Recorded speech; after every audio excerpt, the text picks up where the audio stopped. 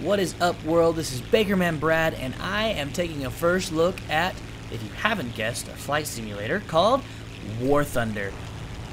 And I'll be taking a look at some of the planes, the controls, making some comparisons to other games like World of Warplanes.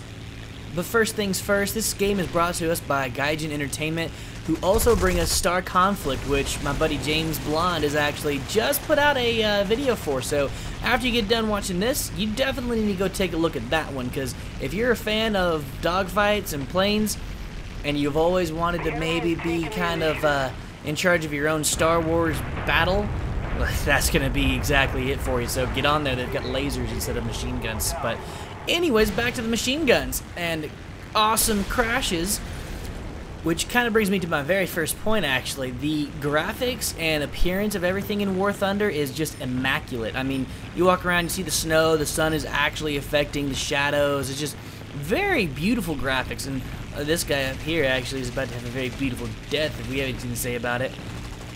But I should be getting close enough to see that. Yeah, there we go, the targeting reticule. So War Thunder does have that little spot there for you to show you how much you need to lead your target, because this is a very realistic simulator in some aspects. You can change that, however. If you want to play more simplified and you're not really too worried about understanding how to fly a plane, which, these guys need to back up a little bit. You can change that up. Let's see. Yes, almost got him. Yeah, come on.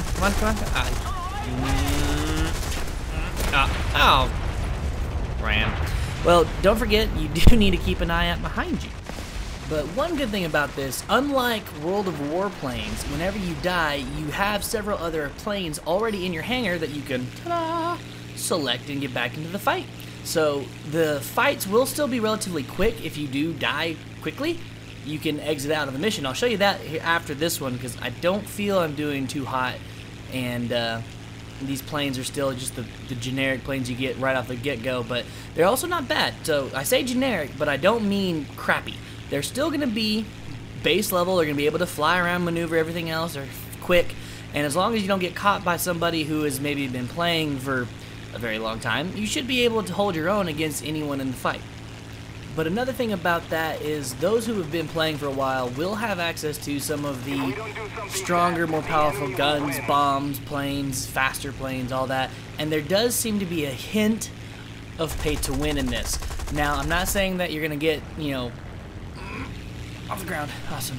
You're not going to get people who have, like, purchased a giant jet fighter of 20th century or anything like that, but it does take a while to get anything else. You gotta go up in rank, and you gotta go up in prices and everything. And the only way you get a whole bunch of experience and lions, which is your in-game credits, go away, is by, right there, hitting a target and then killing a target. When you play the match, you don't get as much, so it's gonna be a real grind to get any type of, got a shot, like sniped. Anyways.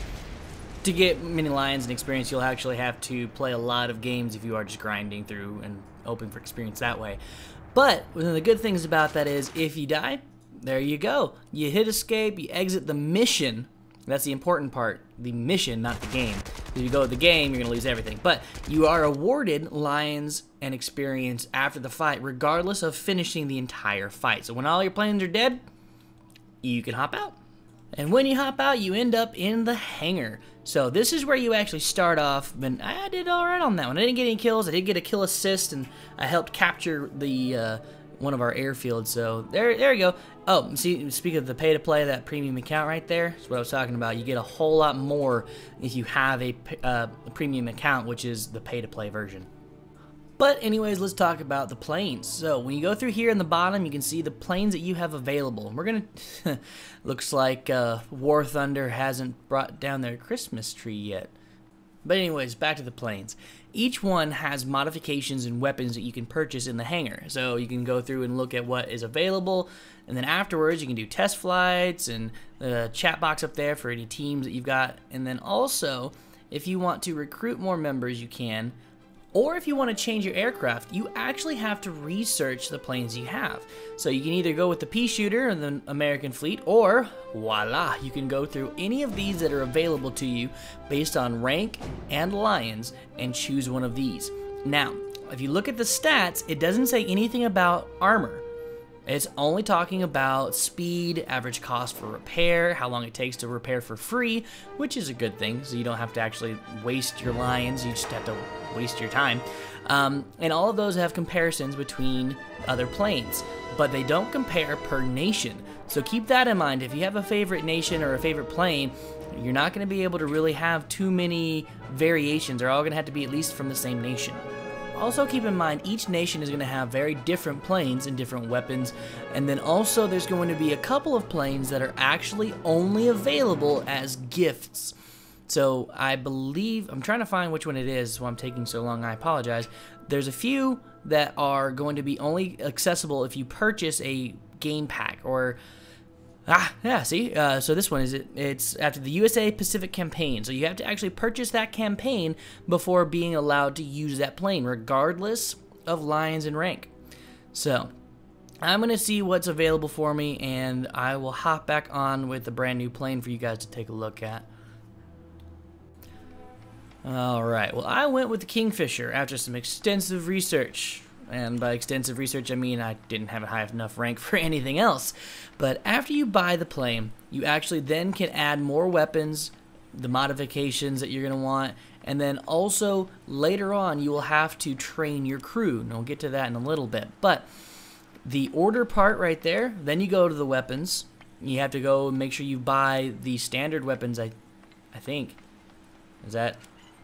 It's already bought. So the extra weapons you have to buy, then you equip them afterwards. So let's see, it's selected, but I can't, okay, it says it's selected, but anyways, I'm going to add the talisman because I want to use this one a little bit more and maybe get a little extra experience, because if I shoot anything with it, I get 100% more. But also, the important part is adding pictures or decals. You know, you can't go and change the color of your plane, but you sure can put a sexy lady on the side. And that's one good thing about the Allies. They really appreciate their women, so you're gonna have to add a decal right there. And yes, you have a very nice selection of them. So make sure you choose the pretty woman that you really want on the side.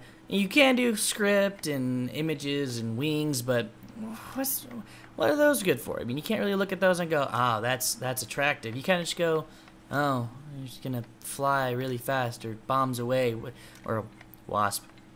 Okay, so the Allies might have also had a weird little collection of things. But anyways, I'm going to go through all of these because there is quite a few and I don't want to bore you to death. But I'll hop back on when I find the right pinup model to put on my plane. So hang on just a second. Ooh, and I found it. I have to show this to everybody real quick. There's our pretty lady. She even brought us a present and wrapped herself in lights for us. Anyways, I want to put this on the nose. I just had to show everybody right there on the wing to actually get a better view of it, because I got to go all the way back now and I can't really zoom in. So give me 2 seconds. I got to back all the way up to decal 1, and we'll get this on there for you. It's in special. So also, like I mentioned, the Christmas tree is still up, and apparently they had a couple of special images there. They got Santa and Santa's sleigh being pulled by planes, and then our sexy lady right here, sexy lady friend. Oh yeah. Well, I'm just gonna put it on the back of the plane too. Then it doesn't hurt to have 2 beautiful women on your side. All right, now that we're done looking at those pretty ladies, I'll also point out right there's the turret on the back. So the Kingfisher, one of the extra weapons is it has a rear-mounted turret, which is something that will come in handy in a little bit. But real quick, some other things that you can look at after the test flight, the weapons. You can also get a little brief history of the plane. So I'm not gonna read it to you, but you can if you want to. Now let's check everything, and I've got a message. Oh yeah, here you go. See, so even if you lose the fight and all that, you get a message that the battle is done and you have received any experience and all that. So like I was saying, you still get experience even if you weren't in the mission. So let's back out of all this and get this thing switched out. So as I mentioned, when you switch your airplane, there you go. You've got to train your crew. And that's going to cost lions, and it's going to be different for every type of training you have to do. But the good thing is, once you've trained the crew, you don't have to train them again, and they don't lose previous training. So at least you don't have to worry about training every single time you're switching out a plane. You train it once, and you're good. But I also now have a 4th plane. So it's worth going ahead and opening the recruit slot. For only 10,000 lions, they start off with 70, so yeah, let's do it. Add my other pea shooter there, so now I've got 4 planes, which this is going to make the fights longer. So that's one of the cool aspects, like I was saying, the battles don't have to be terribly long, but they also, whenever they're done, you hop out. So this one, you last a little bit longer, but it's because you actually have something to fight and do. And unfortunately, in waiting, which they say the average wait time has been 45 seconds, but the last match took 5 minutes. This one I'm going to see it's probably going to be like 2 or 3 minutes, so who knows. Anyways, we're going to go ahead and talk about the game modes you have on just the instant battle. You've got arcade battles, historical battles, and full real battles. And this is all depending on the simplicity that you want to go through. If you like a real full simulator feel to it, then go for the full real battles or change up your difficulty level in the historical battles. But the arcade ones, if you have the simplified on there, it's going to be a lot easier for first timers, which that was kind of me about 5-6 matches ago. I would suggest also do the tutorial. Not just because, yeah, you need to understand that you fly, you take off, you land, you shoot, all that. But if you get a joystick, which I would also highly recommend, you have to synchronize its sensitivity. Each one is going to be a little bit different, and if you change from mouse and keyboard to a joystick, or you upgrade your joystick, it's going to feel a lot different. So that tutorial is not really there to say, oh, hey, here's how you drop a bomb, which is still important to know, but it's going to be more, here's how you drop a bomb with your new joystick and how sensitive it is, because I was having a hard time flying around whenever I would breathe on the joystick. Next thing I went into a nosedive, and it wasn't pretty, so check those when you get into the tutorial. Hey, there we go. I only was talking for 3 hours on that one, but hey, we're good to go. We're good to go.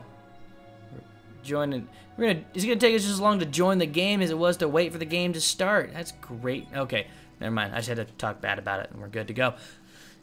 And thankfully, I think this is showing us a new game mode. So the other one I was playing was a domination style. You actually had to control the airfields to begin taking time off of the other team's time bar. And so whoever had, we all had one airfield, but if you were to control the other one, it goes down faster. That's kind of obvious, little domination standards there.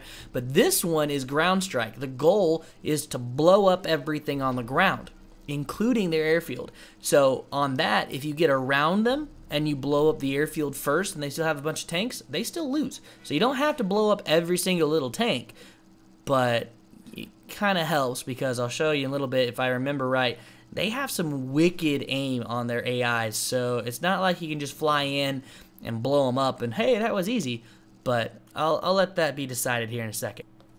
Here we go. One thing also to mention, the mouse controls your view, like if you're just looking around the cockpit, but as you're loading up and you're choosing your planes, it also changes your viewpoint when you start. So, if you notice right there, you're looking at the bottom of your plane, not where your plane is going. So keep a mind on, if you change your settings, if you want to move that off of your look and your default is something else, then I would suggest it, because if you don't, you're going to have to, every single time you start a new plane, you're going to have to check your default view and go back to it, or potentially, I was flying around upside down for a solid 10 minutes earlier trying to figure out what button was what, because I forgot what I had hotkeyed it out to. But hopefully I'll save you the grief by having you do that now. Right now. Do it now. Alright, I don't got time to talk about that anymore because I already have incoming flak. Like I said, they have some wicked aim and they're way far away and they're already shooting at me. So, needless to say, you've got to be careful whenever you're flying around on these missions. Don't assume the ground targets are just dumb little dots. They shoot back. Okay, let's go in for this one. I'm going to start off good. This is the pea shooter, so I'm not too worried about it. But like I said, I'm going to show you that they're still decent little planes, as long as they don't get hit by everyone following me. No, I am not going to do a barrel roll. Okay, it's not. I don't like that. Don't. There we go. Go in here. The flak and the people behind me, and I don't want to die. Ha ha ha ha! So, needless to say, the pea shooter is still pretty good. You can do a little dive bomb run there, and I don't want to get hit in the trees, and I don't want to get hit by... Okay, see, I don't know how they already have 18 machine guns shooting at me. Okay, that's what I was talking about earlier in the pay to win. I don't understand that. They have so many machine guns already. Either they've been playing forever, or they kind of already decided to purchase some advantages. I think he's left though, so I think I've only got one guy behind me now. You watch your mini map too, but be careful. You don't want to look at your mini map too much because then you'll lose track of these giant mountains that you're flying around. So I think I'm no, I'm almost in the clear. Oh no, yeah. All right, well. Alright, well, one good thing about that is I get to tell you about the damage. Whenever something happens to your plane, like a wing is destroyed or something, there is play in how your plane is controlled. So you may not see the hole in your plane, but they'll tell you, you got a hole in your left wing. And the next thing you know, it's hard to fly with your left wing all torn up. So, we've got our second pea shooter here, and like I was saying, you go through and choose the planes that you have. So you don't have to go in a select order. You can choose it when you go to the hangar each time you blow up. So, also, don't let your engine overheat. I haven't done that yet, but when you throttle up, you get a little bit of a short-term boost. But if you leave that boost on too long, your engine starts to sputter, as you heard, and then if you leave it on even longer, you die. I think. I haven't let it happen to me yet, but it does say in the tutorial if you leave it on too long, your engine overheats and bad things happen. So don't do that. What you want to do, though, is shoot these guys like I am right now. Yes. See, the dive bomb run is awesome as long as you don't hit the ground. It takes a little bit of practice, and I still haven't got it right every single time, so I'm glad that I am doing good on getting off the ground whenever I'm doing that dive run there. Oh, people. You gotta get. That's another thing. You gotta look out behind you. This perfect time actually. If I had the Kingfisher right now, I do believe the turret automatically fires behind you. So that's one cool thing. Oh yeah, I got him. Haha. Got some XP right there. When what? That scumbag just flew right into my wing from behind me. Who does that? Jerk. Alright, well, I was doing good on that. Well, I was probably going to get shot anyways. But anyways, let me go with my third pea shooter before showing off the Kingfisher, because I kind of want to save him for last and make sure I do something important with this guy here. But one of the things, you do respawn relatively out of the battle, so you don't have to worry about respawning right in the middle of things and blowing up again. So that's good. Bad part of that is you do have to fly in a little ways and get there, but at least you get to see where you want to go rather than just hope for the best. One last thing real quick about that last round. If you notice when you're getting shot, there is a red little half circle that shows up from the direction you're getting hit, but it doesn't show how bad the damage is. You don't have a health meter, you don't have any type of indicator of how much damage you've received, you just receive damage, and then after a certain amount of time, you blow up. Let's see if we can get this guy to blow up. I think my guy actually already got him just a second ago, but I'm going to go around this hill, and it's mountain hill. He's gone. So yeah, he got him. Alright, well, I'm going to go back around the mountain. So, with your controls, again, I am on the simplified, if I remember right, but it's still not going to be, you know, like WASD, ha ha ha ha. No, they're still very difficult controls if you're not familiar with simulators or any type of aerial fighting games. And let's get a dive out. Too late. See, like I was saying, I haven't mastered the dive run completely yet, so don't judge me. But on the bright side, I now get to show off, yes, my sexy lady, the Kingfisher. Alright, so here we go. Let's go ahead and get some altitude, but you can already tell just from the sound of it that it is a lot slower. So, in the top left, you do have your throttle, speed, and altitude indicators, and if you hit V, you can change through several different viewpoints. If you have a rear gunner, that first view was actually letting you control the turret. But, like I said earlier, I believe if you are not controlling it, it is automatically controlled, but obviously is not as accurate or as needed as whenever you're controlling it yourself. So if you're in a dire situation and you're in the clear, you gotta be careful. If you switch to it, you can't control your plane as well because you're also shooting, but you would at least be able to fend off attackers a little bit better, and hopefully, if you have a strong enough plane, survive getting shot as well. But Kanata has quit the game. But see, also, with that, it's not as big of a deal. They're telling you, yeah, they quit the game, but it's like, yeah, I quit the game earlier too because all my planes were dead. I didn't want to watch everyone die, so not a big deal. If you see that, don't freak out. They're not deserting. They're not being weird. See, there's another one. He probably just ran out of planes. Don't freak out, okay? No one's rage quitting or anything like that, so let's, time for the dive bomb run again, but this time with real bombs, if I remember right, flying through. Also, see, I told you, if I fly in there straight, they will tear me apart. So, at least the Kingfisher has some maneuverability.